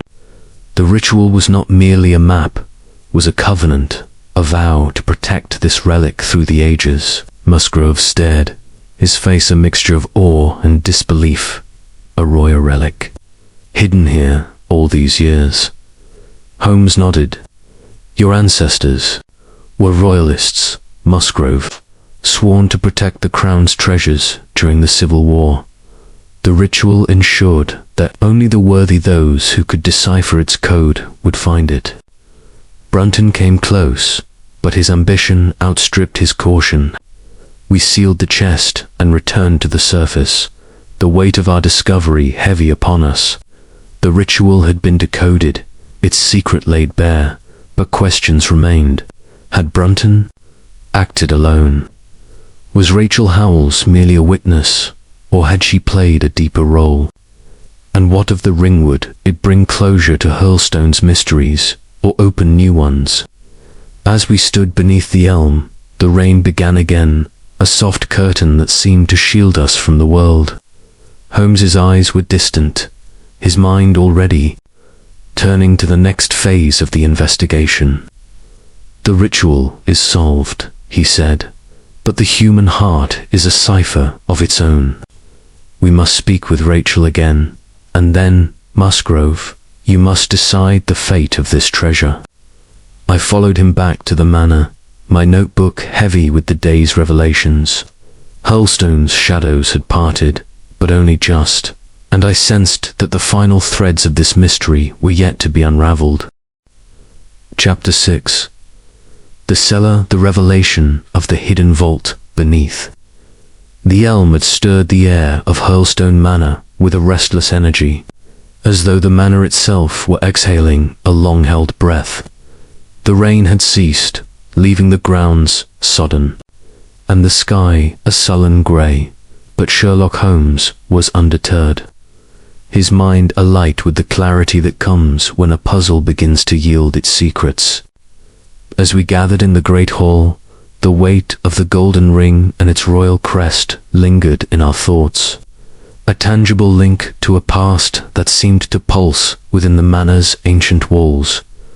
Holmes stood by the fire, his silhouette sharp against the flickering glow, his fingers tracing the edge of Brunton's journal, which lay open on the table. "The ritual has guided us to the vault," he said, his voice low but resonant. "But the cellar, where we found Brunton's body, remains a critical piece of this enigma. The chest there was a decoy, or perhaps a secondary prize, meant to distract from the true treasure beneath the elm. We must return to the cellar, for I suspect it holds clues to Brunton's final moments and, perhaps, to others who knew of his quest." Reginald Musgrave, seated across from us, looked weary, his aristocratic features etched with the strain of the past days. "Holmes," he said, "you have already unearthed more than I dared hope. The ring, the vault, it is overwhelming. But Brunton's death, do you believe it was an accident, or something more sinister?" Holmes's eyes narrowed, his gaze distant. "An accident, Musgrave, but one born of design. The cellar's slab was crafted to trap the unwary, a safeguard for whatever the ritual protects. Brunton's intellect led him to the chest, but his haste, or perhaps his ignorance of the mechanism, sealed his fate. Yet I cannot shake the sense that another hand was at play. Rachel Howells's account is incomplete, and we must probe deeper." I set my notebook before me, ready to record the day's findings, my mind still reeling from the vault's treasures. "If the cellar's chest was a decoy," I ventured, "then why was it placed there? And why did Brunton not find the vault?" Beneath the elm, Holmes's smile was faint, almost indulgent. A fair question, Watson. The cellar's chest was likely a lesser hoard, hidden to appease those who deciphered only part of the ritual. The true prize, the ring and its content, required a keener mind, one capable of aligning the sun's position with the elm's shadow. Brunton was close, but he lacked either the tools or the time to complete his calculations. Let us return to the cellar and examine it with fresh eyes. We made our way to the scullery, where the trapdoor to the cellar yawned like a dark maw. The air was damp and heavy, carrying the faint reek of mold and decay that had greeted us on our first descent. Holmes lit his lantern, its beam cutting through the gloom as we descended the narrow stair, the walls closing in with an oppressive weight. The cellar was as we had left it, its flagstone walls glistening with moisture, the heavy stone slab propped open to prevent another tragedy. Holmes moved with purpose, his lantern sweeping across the chamber, pausing at the spot where we had found Brunton's body beside the wooden chest. The chest itself, now empty save for the rusted coins and tarnished crown we had catalogued, stood forlornly in the corner, its lid ajar. Holmes knelt beside it, his fingers probing the wood and the surrounding floor. "The chest is old," he said, "but the marks around it are fresh. Brunton was not the first to open it, nor, I wager, the last." He turned his attention to the walls, tapping each flagstone with a small mallet from his kit. Most rang solid, but one, low to the ground and half hidden by shadow, gave a hollow echo. "Here," he said, his voice sharp with excitement. "This is no ordinary stone." With Musgrave's assistance, we pried it loose, revealing a narrow crevice barely wide enough for a man to pass. The air that issued forth was colder still, tinged with a metallic temps that set my nerves on edge. Holmes peered into the crevice, his lantern illuminating a rough-hewn passage that sloped downward at a steep angle. "Another tunnel," he said, his tone betraying a trace of satisfaction. "The cellar is a nexus, Musgrave, a hub of hidden ways built by your ancestors to safeguard their secrets. This passage may connect to the vault beneath the elm, or to another chamber entirely." We ventured into the crevice, Holmes leading the way, his lantern casting grotesque shadows on the jagged walls. The passage was cramped, forcing us to stoop, and the air grew fouler with each step, as if the earth itself resented our intrusion. After a dozen yards, the tunnel opened into a small, circular chamber, its walls carved with the same cryptic symbols we had seen in the vault crosses, arrows and the crowned lion, etched with a precision that spoke of long-forgotten craftsmanship. In the center of the chamber stood a stone plinth, its surface smooth and unadorned save for a single, shallow indentation, roughly the size of the ruby ring we had found. Holmes examined it, his fingers tracing the edges. "This," he said, "is where the ring belongs." The ritual was not merely a map to a treasure, but a key to a greater purpose, a mechanism, perhaps, or a ceremonial act tied to your family's oath. Musgrave's face was pale in the lantern's light. "A mechanism? For what?" Holmes shook his head. "That remains unclear. The ring may activate something, a hidden door, a lock, or even a symbolic gesture of loyalty to the Stuart cause. Your ancestors were royalists, Musgrave, and this chamber suggests a deeper commitment, perhaps a secret order sworn to protect the crown's relics." We searched the chamber for further clues, but found only dust and shadows. The plinth indentation was empty, and the walls yielded no further secrets. Holmes, however, was undaunted. "We have found the ritual's heart," he said, "but its purpose is still veiled. The cellar and the vault are linked, But the connection is not physical, it is conceptual, a matter of intent. Brunton stumbled upon the cellar's chest, but he never reached this chamber, nor the vault beneath the elm. As we retraced our steps to the cellar, I could not shake the image of Brunton's lifeless form. His hands clutched at his throat as if grasping for air. "Holmes," I said, "do you believe someone else was involved? Rachel Howells, perhaps?" Holmes's expression was grim. "Rachel is a puzzle within a puzzle, Watson. Her account of Brunton's frenzy suggests she was privy to his plans, but her fear implies she did not anticipate his death. We must question her again, but with subtlety she is fragile, and pressure may drive her to silence." We emerged into the scullery, the daylight jarring after the darkness below. Musgrave, visibly shaken, sank onto a bench. "This is beyond comprehension," he said. "A hidden chamber, a royal ring, what else does Hurlstone conceal?" Holmes placed a hand on his shoulder, a rare gesture of reassurance. "We are close, Musgrave. The ritual has guided us this far, and it will guide us further. But we must tread carefully, for the secrets of your ancestors are guarded by more than stone." We returned to the great hall, where Holmes spread Brunton's journal and map across the table, cross-referencing them with his own notes. "The ritual's steps are clear," he said, "but its purpose is layered. The cellar's chest was a test, the vault's ring a prize, and this chamber a shrine. Brunton deciphered the path, but he failed to grasp its full meaning. We must not make the same mistake." As the afternoon waned, Holmes proposed a plan. "Tonight, we shall watch the grounds," he said. "If Rachel Howells is withholding information, she may act under cover of darkness. And if there are others involved, servants, perhaps, or outsiders, drawn by Brunton's discovery, we must be ready." We took turns standing vigil by the library windows, our eyes trained on the elm and the oak, their silhouettes stark against the moonless sky. The manor was silent, save for the occasional creak of its ancient timbers. But I could not shake the sense that we were being watched, that the shadows of Hurlstone held eyes as well as secrets.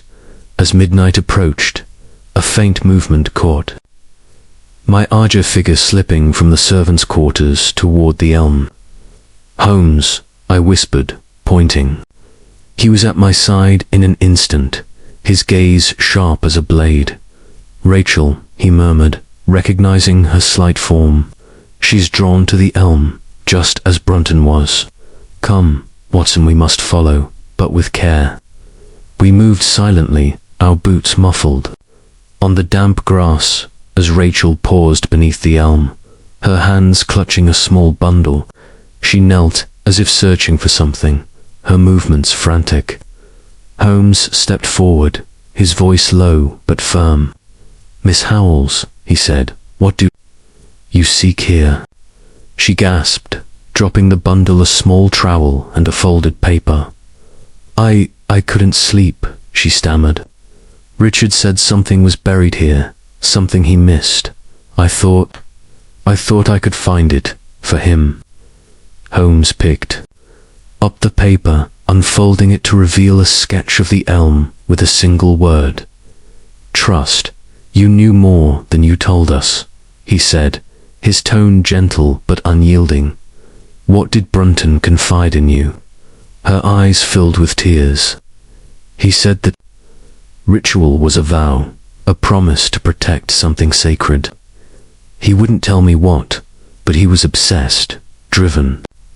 That night, he said he'd found the way, but it was dangerous. I begged him to stop, but he wouldn't listen, and now he's gone." Holmes nodded, his expression softening. "Go back to the house, Miss Howells. We shall handle this." As she fled, Holmes examined the ground where she had knelt, finding nothing but mud and grass. "She is telling the truth," he said, but only part of it. The ritual's secret is not yet fully ours, but the cellar has given us a glimpse of its depth. Tomorrow we shall explore the chamber, further round, decide the fate of the ring. We returned to the manor, the night heavy around us. The cellar had revealed its secrets, but they were only a fragment of the truth. Mysteries ran deeper still, and I sensed that the ritual's final revelation would test us as never before. Chapter 7. The Fate of Brunton. The discovery of the hidden chamber beneath Hurlstone Manor's cellar had cast a new light on the Musgrave Ritual. Yet the shadow of Richard Brunton's death loomed larger than ever, a grim reminder of the ritual's deadly precision. The morning broke with a tentative sun piercing the clouds, its rays glinting off the sodden grounds as if to mock the darkness we had uncovered. Sherlock Holmes was already awake when I rose, standing by the window of our guest chamber, his sharp profile etched against the pale light. His hands were clasped behind his back, his eyes fixed on the distant elm. But I knew his mind was elsewhere, unraveling the threads of Brunton's fate with the relentless precision of a mathematician solving an equation. "Good morning, Watson," he said without turning, his voice crisp with purpose. "The cellar has given us much, but it is Brunton's final hours that hold the key to this mystery. We must reconstruct his actions, step by step, to understand not only how he died, but why. There is a human element here that we have yet to fully grasp." I joined him, my notebook at the ready, though the weight of our discoveries made the act of writing feel almost trivial. "You suspect more than an accident, then?" I asked. "The slab's design suggests it was meant to trap. But could someone have ensured Brunton's demise?" Holmes's eyes gleamed, a flicker of approval in their depths. "You are beginning to see the shadows within the shadows, Watson. The slab was indeed a trap, a safeguard crafted by the Musgraves' ancestors to protect their secret. But whether it closed by mischance or malice remains to be seen. Rachel Howells's midnight excursion to the elm suggests she knows more than she has admitted, and we must press her gently but firmly. Come, let us join Musgrave and plan our day." We found Reginald Musgrave in the great hall, his face haggard from a sleepless night. The strain of the past days had etched lines into his aristocratic features, and his hands trembled slightly as he poured coffee from a silver pot. "Holmes," he said, his voice low, "I cannot shake the image of Brunton in that cellar. To think he died alone, trapped by some ancient mechanism, it is too horrible. Have you learned anything more?" Holmes took a seat, his movements deliberate. "We have learned much, Musgrave, but the picture is incomplete. The ritual led Brunton to the cellar's chest, but his death was no mere accident of fate. The slab's weight, the lack of ventilation, these were deliberate, designed to punish the unworthy. Yet I suspect another hand may have guided events. We must examine the cellar again, and then speak with Rachel Howells. Her role in this tragedy is pivotal." Musgrave nodded, his expression grim. "Rachel has been confined to her quarters since last night. The other servants say she is unwell, but I suspect it is guilt or fear that keeps her abed. Shall I summon her?" "Not yet," Holmes replied. "First, the cellar. I wish to inspect the slab and the passage with fresh eyes. There may be traces we overlooked in our haste." We made our way to the scullery, the trapdoor to the cellar, now a familiar portal to the manor's secrets. The air was as foul as before, thick with the scent of damp stone and decay. But Holmes descended with the eagerness of a man on the cusp of revelation. His lantern swept across the flagstone walls, pausing at the heavy stone slab that had sealed Brunton's fate. He knelt beside it, his fingers tracing the edges, his eyes narrowed in concentration. "The slab is ancient," he said, "but its hinges are cunningly wrought. See here, Watson, the mechanism is counterweighted, designed to close automatically unless propped open. Brunton, in his haste, likely failed to secure it, and it fell shut, trapping him within. But look at these marks." He pointed to faint scratches on the stone, barely visible in the lantern's light. "These are fresh, made by a tool or crowbar, perhaps. Someone tried to lift the slab after it closed, but lacked the strength, or the time." I felt a chill, not from the cold, but from the implication. "You mean someone knew Brunton was trapped?" Holmes's face was grim. "Precisely, and that someone may have chosen to leave him to his fate. We must determine who had access to the cellar that night." We moved to the passage where we had found Brunton's body, the wooden chest still standing in its corner, a mute witness to his final moments. Holmes examined the floor, noting scuff marks and traces of mud that suggested recent movement. "Brunton was not alone," he said, pointing to a faint footprint, smaller than a man's, pressed into the dust. "This is a woman's shoe, Watson. Rachel Howells was here, or someone of her stature."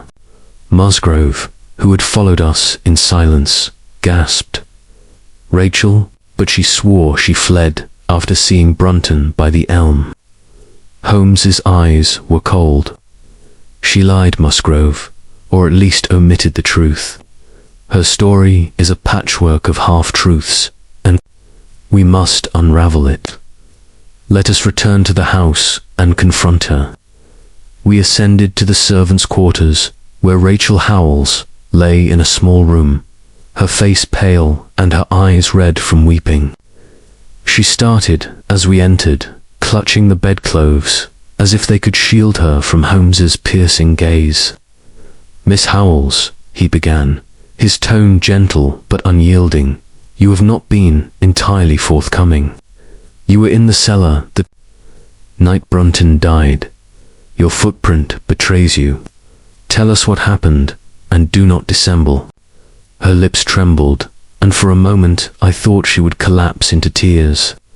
But she drew a shuddering breath and spoke, her voice barely above a whisper. "I didn't mean for him to die," she said. "Richard was obsessed with the ritual. He said it would make us rich, free us from service. That night, he begged me to help him in the cellar. He'd found the chest, but he needed me to hold the slab while he went down. I was afraid, but I loved him still, so I followed. He climbed into the passage, and I held the slab as long as I could.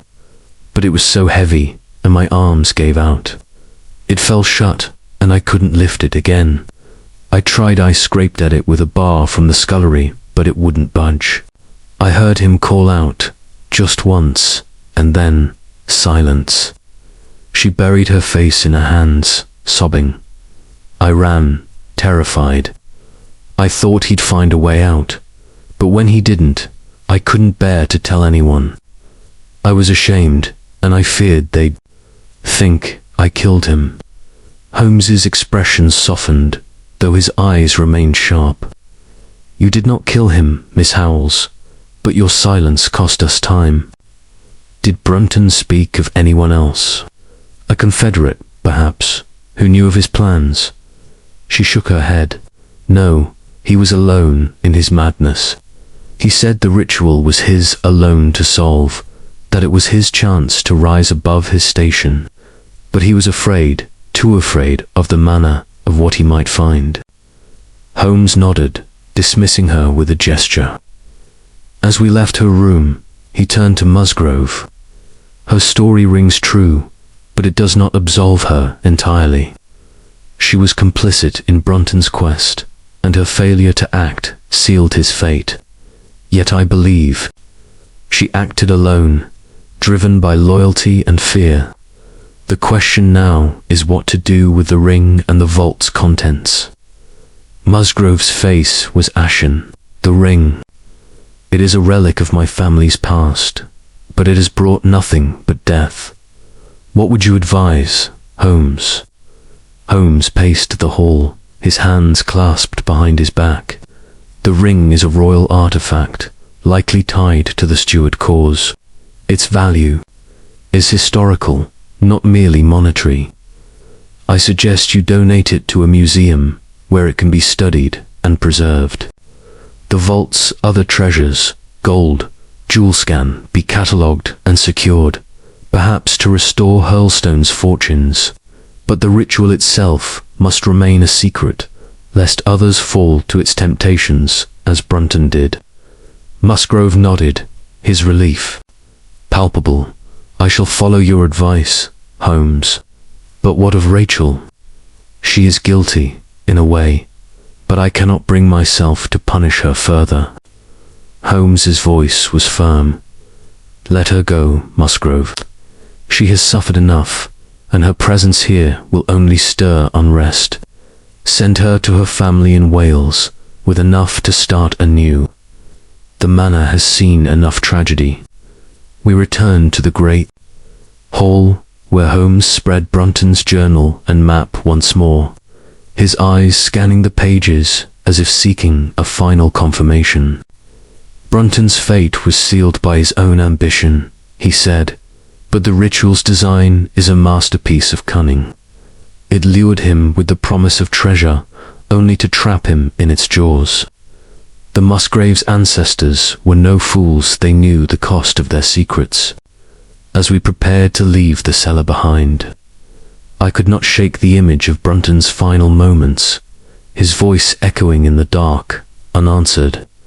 The ritual had claimed him, as it had nearly claimed us, and I wondered what other secrets Hurlstone held, waiting to be unearthed by some future seeker.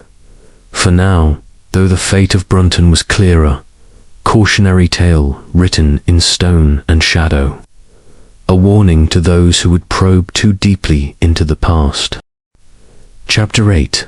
The Housemaid's Tale. The somber air of Hurlstone Manor seemed to deepen with each revelation, as if the ancient stones absorbed the weight of the secrets we had uncovered.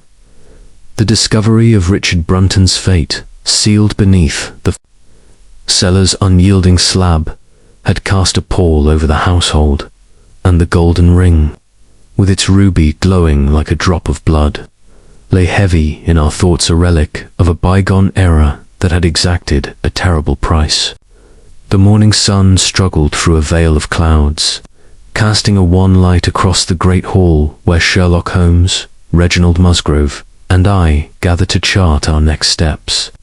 Holmes, ever the restless intellect, stood by the tall windows, his gaze fixed on the elm outside.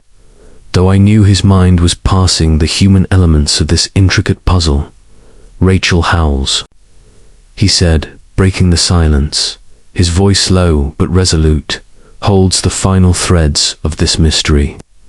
Her confession in the cellar was a start, but it is incomplete. She was more than a bystander in Brunton's quest. She was his confidant, perhaps his accomplice, and her silence has cost us clarity. We must draw her out, gently but firmly, to understand the full scope of what transpired. Musgrave, seated at the table, his hands clasped tightly, looked up with a mixture of resolve and reluctance. Rachel is fragile, Holmes, he said. Her grief and guilt are plain, but I fear pressing her too hard may drive her to despair. She has served my family faithfully, despite her faults. Can we not spare her further pain? Holmes's eyes softened, though his expression remained unyielding. Compassion is a noble instinct, Musgrave, but truth is our duty.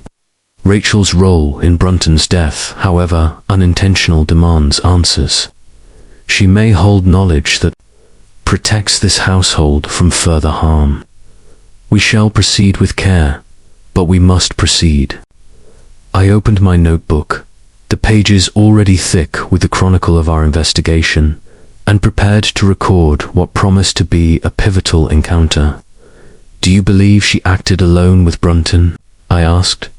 "Or could there be another, someone, who knew of the ritual and its secrets?" Holmes's lips curved into a faint smile. "An astute question, Watson. Rachel's footprint in the cellar suggests she was there, but the scratches on the slab made by a tool she claims she used alone raised doubts. The effort to lift that stone would tax a stronger frame than hers. Either she had help, or she is shielding someone. Let us find out." We made our way to the servants' quarters, a warren of narrow corridors lit by flickering oil lamps. Rachel Howells's room was at the far end, its door ajar, revealing a small, sparsely furnished space. She sat on a narrow bed, her dark hair loose about her shoulders, her eyes hollow with exhaustion. The sight of us Holmes with his piercing gaze, Musgrave with his reluctant authority, and myself, the silent chronicler, seemed to rouse her from her stupor, and she rose, her hands twisting a damp handkerchief. "Miss Howells," Holmes began, his tone measured, almost soothing, "we have spoken before, and you have shared much, but not all. The cellar has told us its tale, and Brunton's fate is clear. Yet your part in this tragedy remains clouded. You were with him that night, not merely by the elm, but in the cellar itself. Tell us the whole truth, and do not fear judgment. We seek only to understand." Rachel's gaze darted between us, her breath catching as if the weight of her secrets pressed against her chest. For a moment, I thought she would collapse, but she straightened, her voice trembling but resolute. "I've told you what I could," she said, "but you're right, there's more. Richard, he was my world, even after he broke our engagement. He said the ritual would change everything, make us free. I didn't understand it at first, just words about oaks and elms, but he was so certain, so alive with it. He'd spend hours in the library, scribbling in that journal, muttering about shadows and steps." Holmes leaned forward, his eyes never leaving hers. "And you helped him, did you not? You stood by the oak, held the lantern by the elm, perhaps. Even read the ritual with him." She nodded, tears spilling down her cheeks. "I did. He said it was a map, a way to something hidden. Not just gold, but something sacred, he called it. He found the cellar's trapdoor a week before he died. He was sure it led to the treasure, but he needed me to help with the slab. That night, he was wild, saying he'd solved it, that the chest was only the beginning. I went with him, held the slab while he climbed down. But it was so heavy, and I wasn't strong enough. It slipped, and I heard it slam shut. I tried to lift it, God help me. I tried, but it wouldn't move.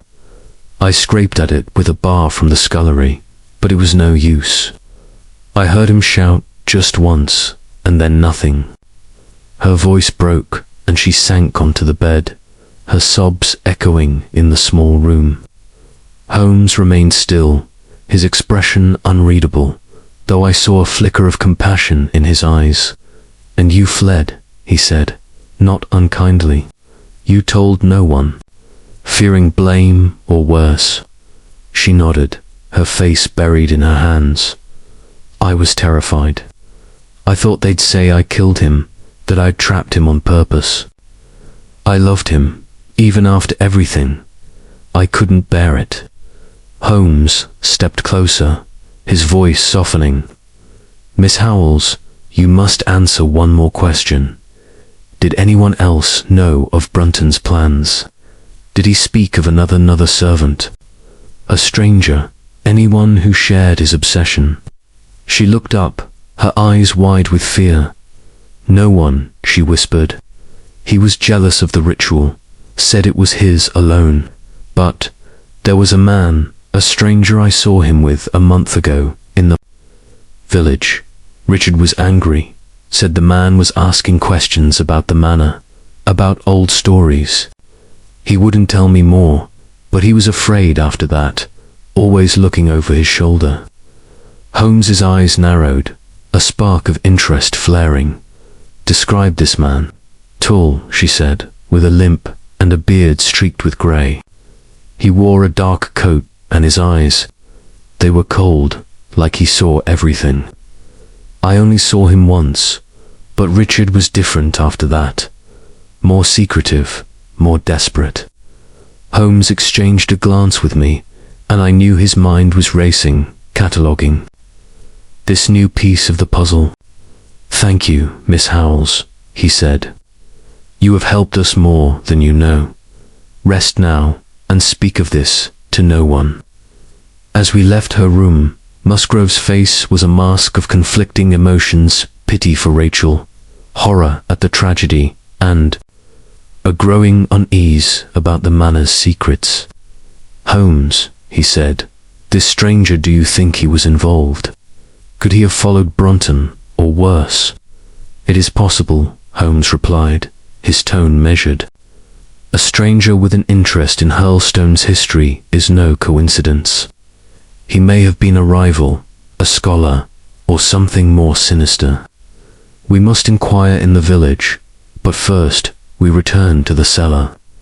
Rachel's tale confirms Brunton's solitary pursuit, but the scratches on the slab and the stranger's presence suggest another layer to this mystery. We descended once more into the cellar, the air as oppressive as ever, the memory of Brunton's crumpled form vivid in my mind. Holmes examined the slab again, his lantern illuminating the scratches Rachel had described. These marks, he said, are consistent with her story, a desperate attempt, but futile. Yet the footprint we found was fresh, and the mud on it matches the grounds near the elm. She was there after the slab closed, perhaps hoping to find another way to free him. He moved to the passage, inspecting the walls and floor with meticulous care. Near the chest, he paused, kneeling to examine a small, overlooked detail, a single button, tarnished brass, half buried in the dust. This, he said, holding it up, is not Brunton's. His uniform was intact, and this design is older.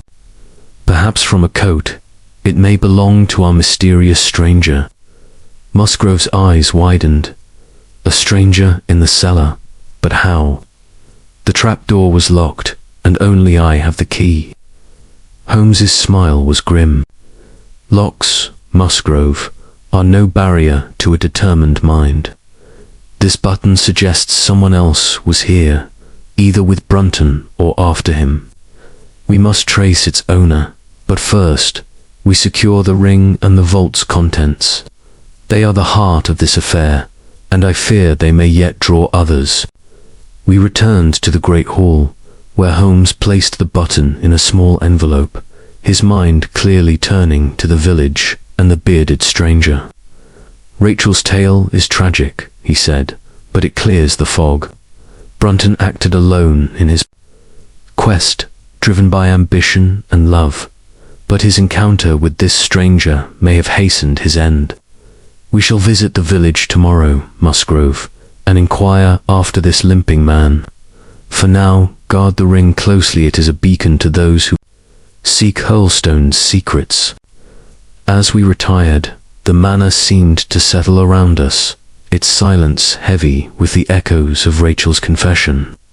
Her tale had illuminated Brunton's final hours, but the shadow of the stranger loomed large, a new thread in the tapestry of Hurlstone's mysteries. I lay awake, the ritual's words mingling with Rachel's sobs in my mind, and wondered what further truths awaited us in the village beyond the manor's gates. Chapter 9. The treasure's secret. The air of Hurlstone Manor seemed to grow heavier with each passing day, as though the ancient walls, steeped in centuries of secrets, conspired to guard their truths against our probing. The morning sun, struggling through a veil of mist, cast a pale glow over the estate, illuminating the great elm and oak in sharp relief against the sodden grounds. Sherlock Holmes, ever the relentless pursuer of truth, stood in the great hall, his lean frame silhouetted against the tall windows, his eyes fixed on some invisible horizon where the threads of the Musgrave Ritual converged. The ruby ring, its royal crest gleaming in the dim light, lay on the table before us, a silent testament to the manor's hidden past and the tragedy of Richard Brunton. Rachel Howells's confession had clarified much, yet the spectre of the bearded stranger with the limp, mentioned in her trembling account, had introduced a new shadow into our investigation. Holmes, his mind a whirl of calculations and inferences, was already planning our next move. "The ring," he said, his voice low and deliberate, "is the heart of the ritual's secret, but its significance extends beyond mere treasure. It is a symbol, a relic of a cause that drove men to conceal it at great cost. We must uncover its history, and the stranger Rachel described may hold the key." Reginald Musgrave, seated at the table, his face etched with the strain of our discoveries, looked up with a mixture of awe and unease. "Holmes," he said, "this ring, this relic, has brought nothing but death to Hurlstone. Brunton's fate, Rachel's guilt. I begin to wonder if my family's legacy is cursed. What do you propose we do?" Holmes's eyes gleamed with the fire of intellectual conquest. "Curses, Musgrave, are the inventions of fearful minds. The ring is no more cursed than the slab that trapped Brunton. It is merely a tool, wielded by human hands and human motives. We shall visit the village today to inquire after this stranger, and then we must delve into Hurlstone's archives. Your family's records may reveal the ring's origin and the ritual's true purpose." I opened my notebook, the pages now a dense chronicle of our investigation, and prepared to record the day's events. "The stranger," I ventured, "could he be a rival treasure hunter, or perhaps a descendant of those who hid the ring?" Holmes nodded, his fingers drumming lightly on the table. "A plausible theory, Watson. The stranger's interest in Hurlstone's history, as Rachel described, suggests knowledge of the ritual or its prize.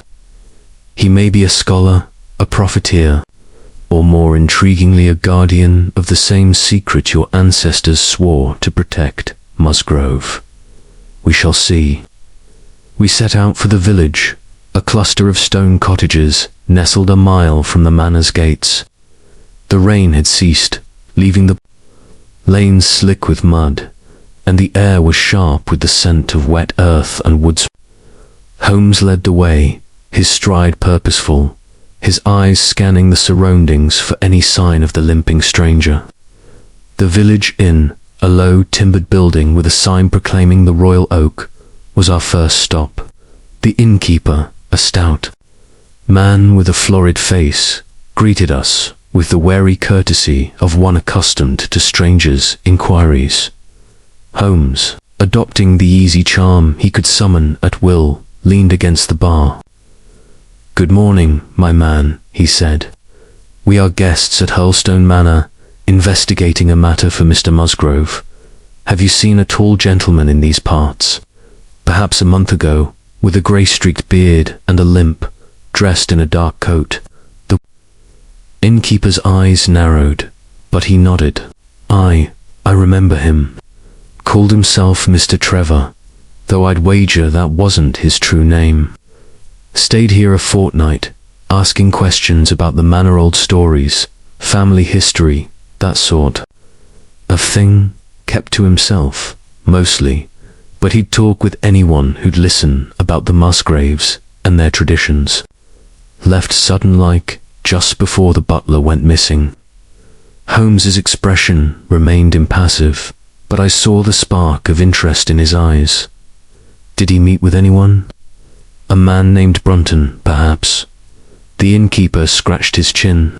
Can't say for certain, but I saw him speaking with a tall fellow one evening, out by the churchyard. Looked like the butler from the manor, though I didn't catch their words. Seemed a heated talk, though. Holmes thanked the man with a coin and a nod, and we stepped outside, the village's quiet streets stretching before us. Trevor, Holmes mused, a name chosen for convenience, no doubt. His interest in Hurlstone and his meeting with Brunton suggest he knew of the ritual, perhaps even its purpose. We must search the manor's archives for any mention of a Trevor or of a rival faction tied to the ring. We returned to Hurlstone, where Musgrave led us to the library's upper chamber, a dusty attic filled with leather-bound ledgers and crumbling manuscripts. The air was thick with the scent of aged paper, and the light filtering through a single window revealed motes dancing in the stillness. Holmes set to work with a fervor I knew well, his hands moving swiftly through the documents, his eyes scanning for any clue to the ring's history. After an hour, he paused, holding up a small, vellum-bound volume dated 1645. "This," he said, "is a chronicle kept by Sir Ralph Musgrave, your ancestor during the Civil War. Listen." He read aloud, his voice clear and deliberate. "In this year of our Lord 1645, with the king's cause faltering, we have taken upon ourselves the sacred trust of safeguarding the crown's relics. The ring bearing the mark of the Stuart line was entrusted to us by a loyal servant of His Majesty to be hidden until the rightful heir returns. The ritual, devised by our forebears, shall guide the worthy to its resting place. Beneath the shadow of the elm, where the sun's light reveals the path, let none betray this trust, lest they face the judgment of stone." Musgrave's face paled. The ring, it was hidden during the Civil War. But who was this loyal servant? Holmes's eyes gleamed. "That, Musgrave, is the question. The chronicle does not name him, but the mention of a loyal servant suggests a trusted ally, perhaps a member of a secret order. The stranger Mr. Trevor may be a descendant of that servant, or one who learned of the ritual through other means. His presence here and his meeting with Brunton cannot be coincidence." We continued our search, uncovering fragments of letters and maps that hinted at a network of royalist families sworn to protect the Stuart relics. One letter, unsigned but dated 1660, spoke of a guardian who watched over Hurlstone from afar, ensuring the ritual's secret remained safe. This guardian, Holmes said, may be the key to our stranger. If he is still active, he poses a danger or an opportunity. As evening fell, we gathered in the great hall, the ring placed carefully in a locked box at Musgrave's insistence. Holmes paced, his mind clearly wrestling with the implications of our findings. "The treasure's secret," he said, "is not merely the ring, but the vow it represents. Your ancestors, Musgrave, were part of a greater cause, one that outlived the Civil War. Brunton's discovery threatened that cause, and his death, though accidental, may have served its purpose. The stranger, however, is a loose thread. We must find him."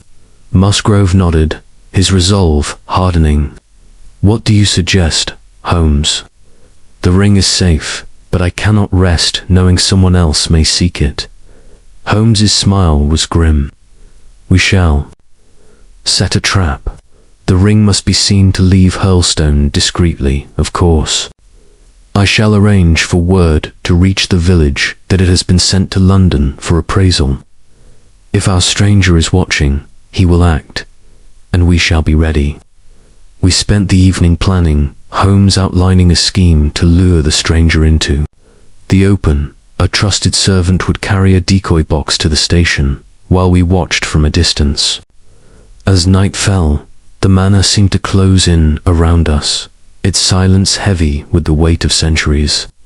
The ring, though locked away, seemed to pulse with a life of its own, a beacon to those who knew its secret. I lay awake, my notebook filled with the day's revelations, the chronicle's words echoing in my mind. Let none betray this trust, lest they face the judgment of stone. Brunton had betrayed that trust, and the stone had judged him. But the stranger Mr. Trevor remained at large, a shadow in the margins of Hurlstone's history. As I drifted into uneasy sleep, I wondered what price we would yet pay to unravel the treasure's secret. Chapter 10. A final reflection. The mystery of the Musgrave Ritual had drawn us deep into the shadowed heart of Hurlstone Manor, where the weight of centuries pressed upon us like the stones of the ancient vaults we had uncovered. The ruby ring, its Stuart crest gleaming with the authority of a lost monarchy, had been secured in a locked box, destined for a London museum where its historical significance could be studied without further bloodshed.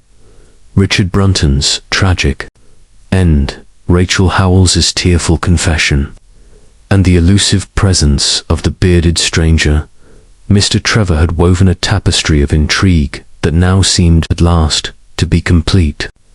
Yet, as we prepared to depart Hurlstone, a sense of unfinished business lingered, and I knew Sherlock Holmes's restless mind was still sifting through the final threads of the case.